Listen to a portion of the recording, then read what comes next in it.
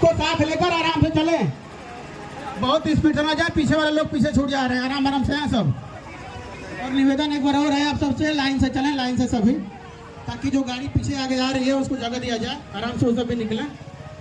बोलिए भारत माता की, भारत माता की, बोलिए विश्वकर्मा भगवान की, बोलिए विश्वकर्मा भगवान की। जय जय श्री राम, जय जय श्री राम, बोलिए नमः पार्वती पते। गाना बजाओ भैया, गाना बजाओ, कहीं पर तो चलो।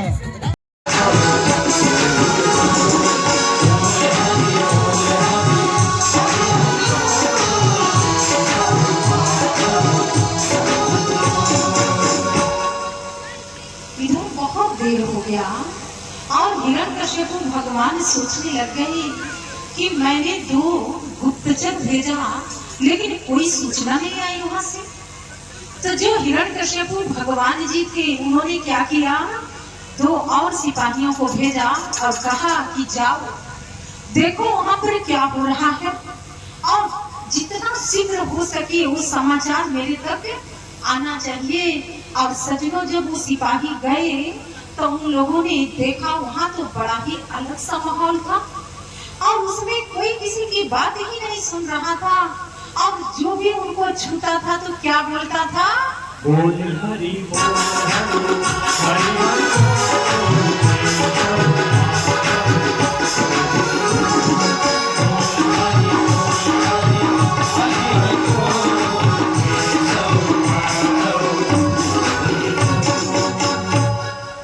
आप लोग ही नहीं बोल रहे हैं, वहां तो लोग सब बोल रहे थे, आप लोग नहीं बोल रहे हैं।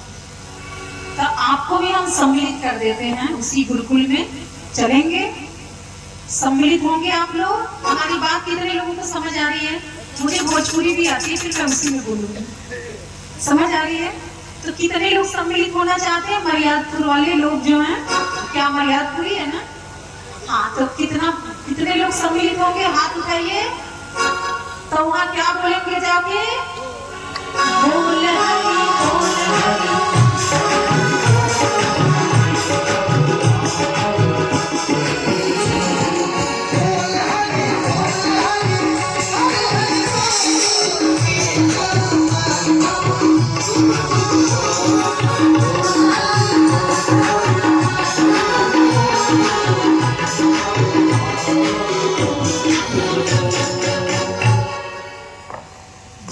ऊर्जा मंडल में जाता था वहीं के होके रह जाता था। और ये सच्ची बात है, जहाँ पर भगवान का भजन कीर्तन होता है, कथा होती है, वहां पर भगवान श्री नारायण विद्यमान हो जाते हैं, श्री हरि आके बैठ जाते हैं।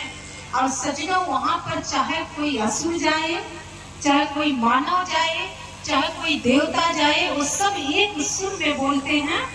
और जब वो दोनों सिपाही थे वो दूर खड़े थे और उन लोगों ने सोचा कि ये जब कीर्तन विराम पर होगा तब हम जाएंगे और तब ये लोग हमारी बात सुनेंगे। और जैसे ही कीर्तन विराम पर हुआ तो वो दोनों सैनिक गए और वो दोनों सैनिक को पकड़े और कहे कि क्या आपको अपनी नौकरी प्यारी नहीं है?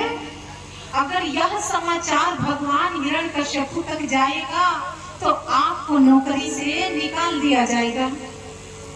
वो दोनों सैनिक हाथ जोड़ के खड़े हो गए और कहने लगे कि देखो, हमें नौकरी की कोई चिंता नहीं है, क्योंकि हमें चिंता है श्री हरि की, और जो उनकी चिंता करता है उसे फिर कोई चिंता सता ही नहीं सकती है। इसीलिए अब हम हिरण्यकश्यप से कोई डर नहीं रखते हैं, कोई भय नहीं खाते हैं, जो करना है वो करे। अब हम नारायण के हो चुके हैं, भगवान के हो चुके हैं और जानते हैं नारायण को, हरि को विश्वकर्मा कहा जाता है। पूरे विश्व की रचना उन्होंने ही किया है, इसीलिए एक नाम उनका विश्वकर्मा है। तो बोलिए विश्वकर्मा भगवान की जय। और सचनो विश्वकर्मा जी ने ही सारे अस्त्र शस्त्रों को प्रदान किया। सब आने वाले दिनों में मैं आपको कथा सुनाऊंगी, आज पहला दिवस है। और सजनों इसीलिए विश्वकर्मा को नारायण भी कहा जाता है, श्री हरि भी कहा जाता है। भगवान कहा जाता है, पार ब्रह्म कहा जाता है, जो परे शक्ति है और उसी से वो जो और भी शक्तियां हैं संचालित होती हैं, उसे ही कहा जाता है विश्वकर्मा।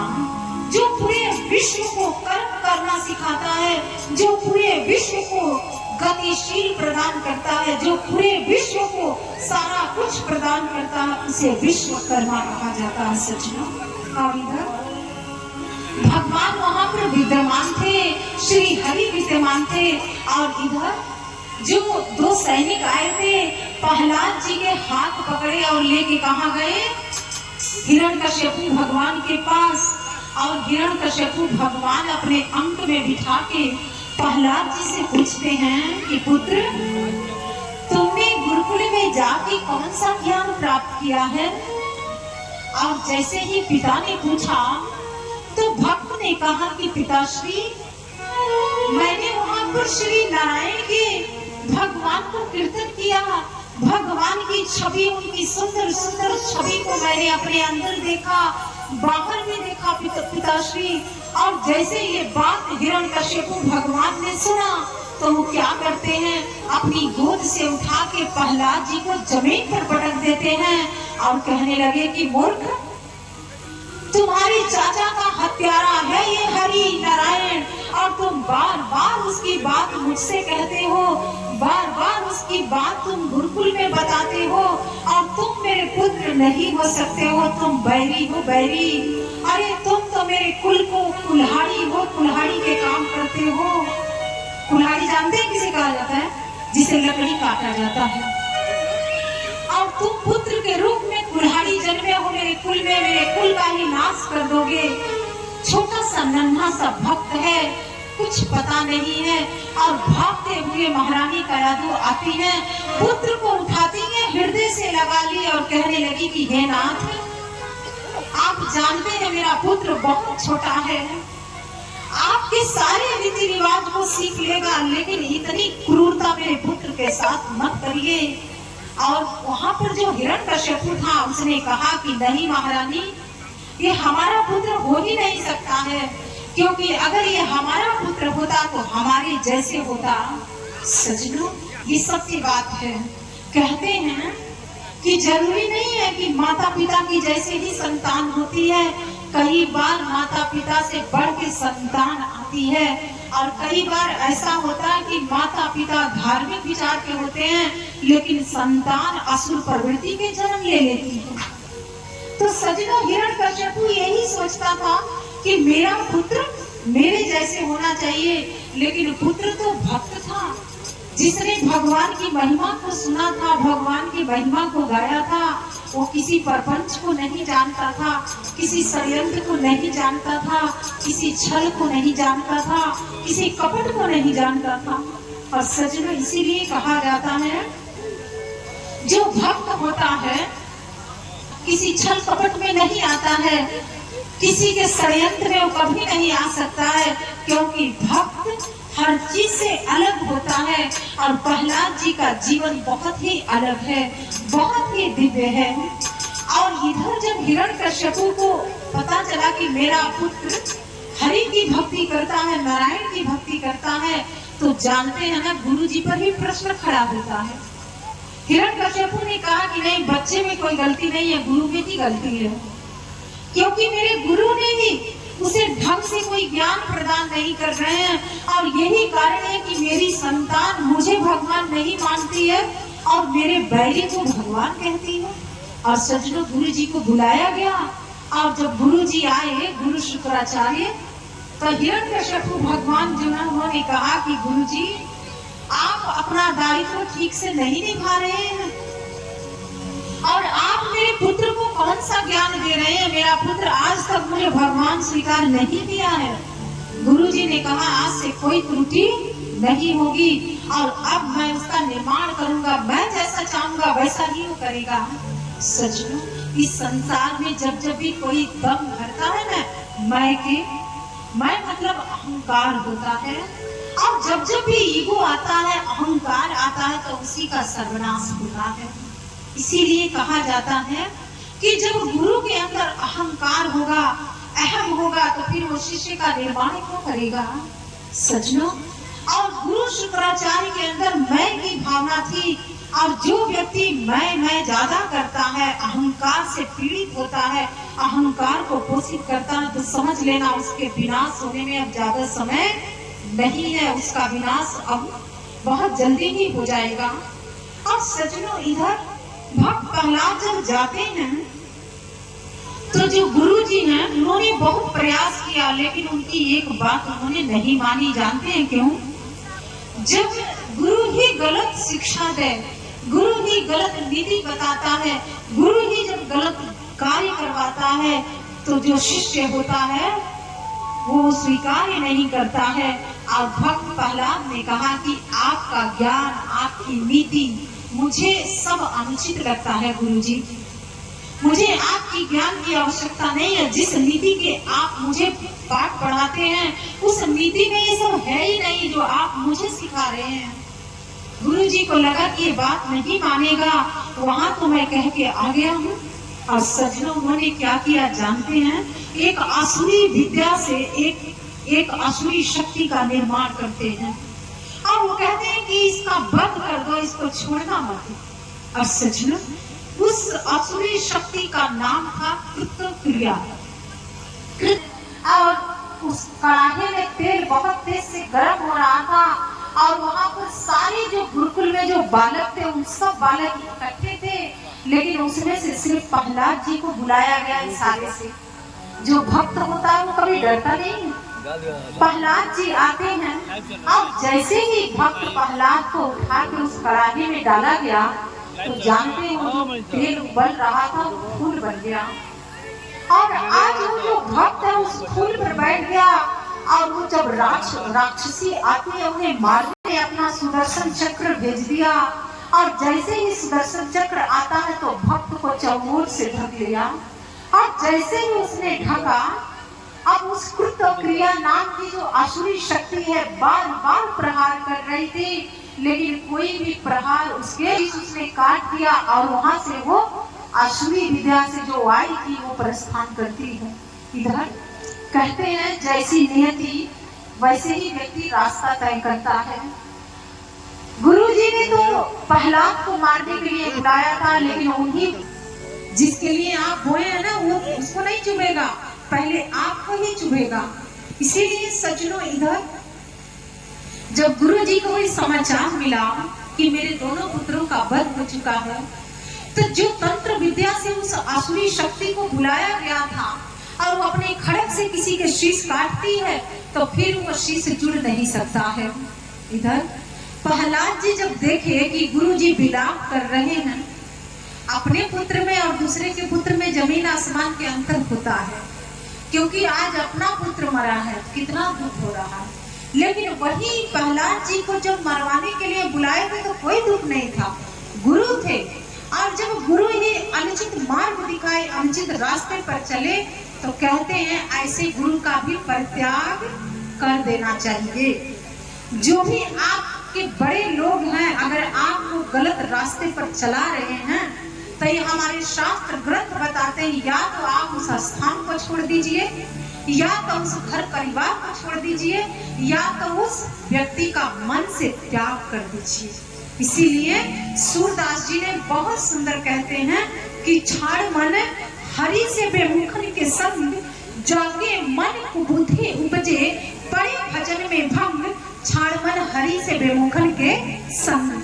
कि ऐसे कुबुद्धि वालों के संग छोड़ देना चाहिए, उसी में भलाई होता है, क्योंकि वो तो सुधरेगा नहीं, और आप उसकी संगति में जाएंगे तो हर सब यही चाहेगा कि आपको अपने जैसे बना ले। तो इसीलिए सज्जनों जो समझदार व्यक्ति होता है ना, उस स्थान का ही परित्याग कर देता है, और नई स्थान के करेगा तो मन से त्याग देता है। छाड़ मन हरि से बेमुखन के संग, जाके मन कबुद्धि उपजे, पड़े भजन में भंग, छाड़ मन हरि से बेमुखन के संग। कि ऐसे लोगों का संग का त्याग कर दो, ऐसे लोगों को छोड़ दो, ऐसे जगह का परित्याग कर दो जहां पर जाके आपके अंदर हरि की भक्ति ना आए, प्रभु की याद ना आए, ऐसे घर ऐसे परिवार तो शमशान होता है, शमशान। सजनों, मीरा के जीवन में भी यही एक क्षण आया था, यही समय आया था जिस समय उनके पति का देहांत हो चुका था, लेकिन उन्होंने अपना कोई भी सुहाग का चिन्ह उतारा नहीं था। घर वाले कहते थे ये तो कुल नासनी है, ये ठीक नहीं है।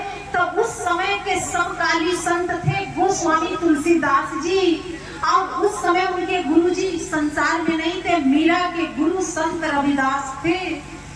और मीरा को संत रविदास से आत्मज्ञान की प्राप्ति हुई थी। और मीरा के गुरु इस संसार से चले गए तो तुलसीदास जी के पास उन्होंने एक चिट्ठी लिखा, और उस चिट्ठी में लिखती हैं कि इस समय मेरे गुरुदेव नहीं है इस संसार में, लेकिन आप पूजनीय हैं, वंदनीय हैं, आप मेरा मार्गदर्शन करिए, क्योंकि मेरा ये जो परिवार है ये सब हरि से बेमुख है, कृष्ण से बेमुख है, परमात्मा से बेमुख है। मैं क्या करूं, आप मुझे मेरा मार्गदर्शन करिए। सजनों, वहां पर जब ये चिट्ठी गया और गोस्वामी तुलसीदास जी ने इस चिट्ठी को पढ़ा तो उन्होंने लिखा कि हे मीरा, प्रहलाद ने अपने पिता का परित्याग कर दिया क्योंकि पिता हरि से बेमुख था। भरत जी ने अपनी महतारी कैकेयी का त्याग किया क्योंकि हरि से बेमुख हो चुकी थी। बाली ने अपने गुरु का परित्याग कर दिया, और जो भी भक्ति के मार्ग में बाधक बने उसका परित्याग कर देना ही उचित होता है। और ये मीरा, अगर आपको अपने परिवार का परित्याग करना है तो कर दो, इसमें कोई पाप नहीं लगता है। और सजनों, मीरा अपने परिवार का परित्याग करती हैं और कहाँ जाती हैं?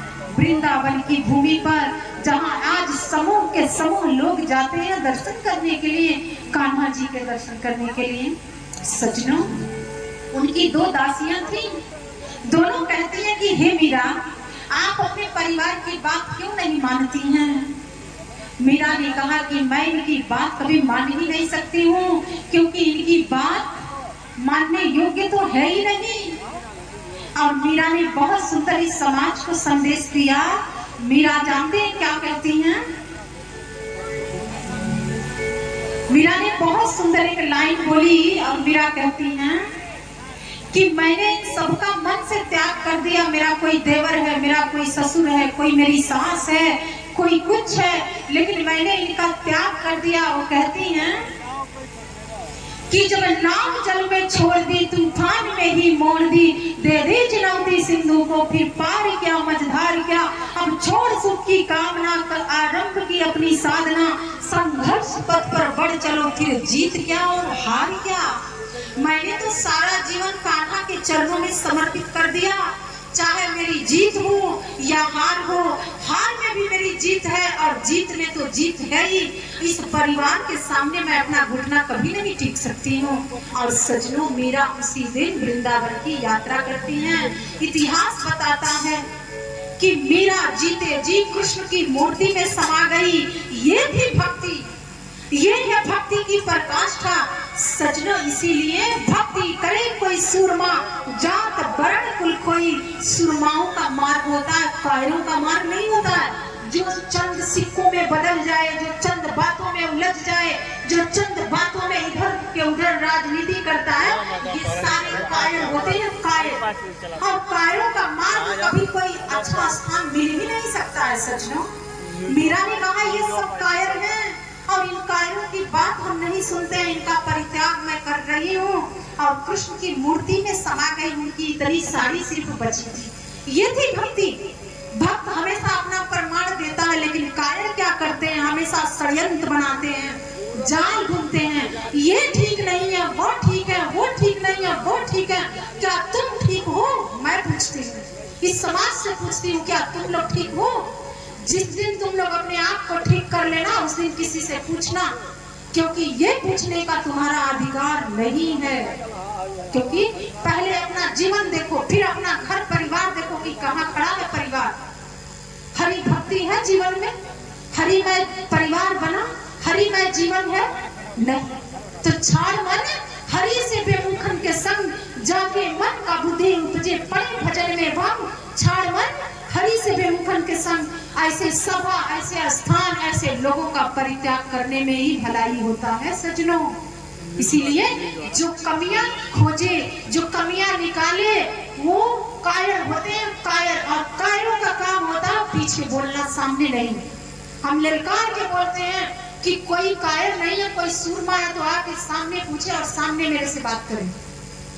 कायर बहुत मिलेंगे इस संसार में आपको, लेकिन सूरमाओं की कमी है इस धरती पर। इसीलिए संतों ने, महापुरुषों ने कहा कि भक्ति करे कोई सूरमा, जात वर्ण कुल कोई। ये सूरमाओं का मार्ग है, कायरों के नहीं। कि हर रोज मन बदलता है, हर रोज सोच बदलती है, हर रोज नीति बदलती है, हर रोज ज्ञान बदलता है। सज्जनों, ये कायर है, कायर। पहले भी थे, आज भी है, कोई बड़ी बात नहीं है। लेकिन पहले भी सूरमा थे, आज भी सूरमा है। इस संसार में सत्य भी है और असत्य भी है सज्जनों। इसीलिए मीरा ने तो ललकार के बता दिया था कि मेरा तो कोई नहीं है कान्हा के आगे, जीतूंगी तब भी, हारूंगी तब भी। हार में भी मेरी हार जीत है, और जीत में तो जीत है ही है। और भक्त की हार कैसे हो सकती है? भक्त तो कभी हार ही नहीं सकता है सज्जनों। प्रहलाद जी के भी जीवन में यही समय आया है। अब सज्जनों, जिस दिन आपके समक्ष, आपके परिवार में से और भगवान में से जब चयन करना होता है ना, तो आप किसका वरण करते हैं? आप मुझे बताइए, आप किसका वरण करेंगे? परिवार के कि भगवान के? जो भक्त होता है वो भगवान का वरण करता है, और जो मोह से पीड़ित होते हैं वो परिवार के वरण करते हैं। मैं आपको परिवार से छुड़ाने नहीं आई हूँ सज्जनों। अगर परिवार ढंग के है तब तो ठीक है, नहीं है तो मन से त्याग कर दो। रहो लेकिन मन से त्याग करो, क्योंकि आप जानो ही मत कि वो आपके साथ कोई है, साथ दे रहा है। सज्जनों, ये भक्ति होती है।